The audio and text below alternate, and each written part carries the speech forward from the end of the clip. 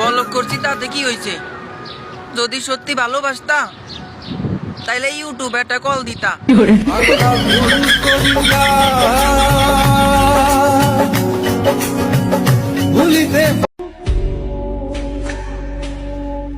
আড়াল হইয়া দেখেছি তোমায়, আছো অনেক সুখে।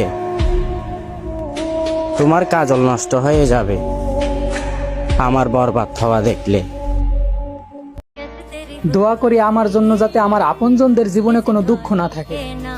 দোয়া করি আমি ভালো না থাকলেও যেন আমার আপনজনদেরকে আল্লাহ সব সময় ভালো রাখে।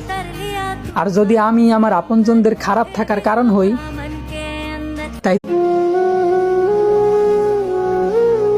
যে আল্লাহ বিপদ দিছে সেই আল্লাহ কোনো না কোনো ভাবে বিপদ থেকে মুক্ত করে দিবে। আপন তো অনেকেই ছিল, তবে এটা মনে রাখতে হবে আমারে ছাড়া সবাই ভালো থাকে, মূলত খারাপ থাকার কারণটাই আমি।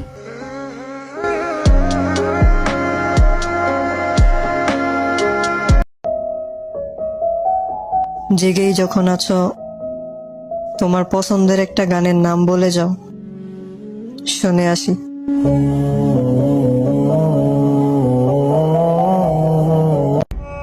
सब लोग यही सोचते हैं मैं बाहर से हंसता हूं तो मैं खुश हूं, लेकिन ये सब अंदर के अकेलेपन को छुपाने के लिए करता हूं, क्योंकि मेरे अंदर अकेलापन भरा है।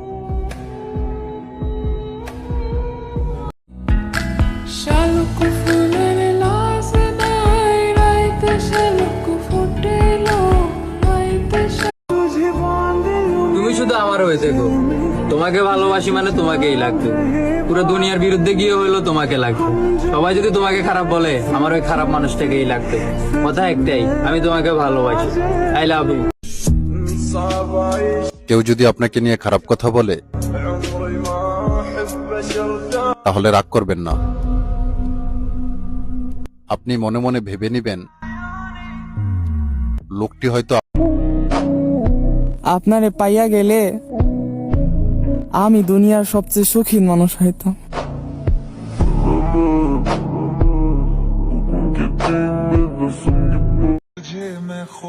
মানুষ আপন সাজে কিন্তু হয় না। তুমি যার জন্য কাঁদো সে তোমার গল্প অন্যকে বলে হাসি।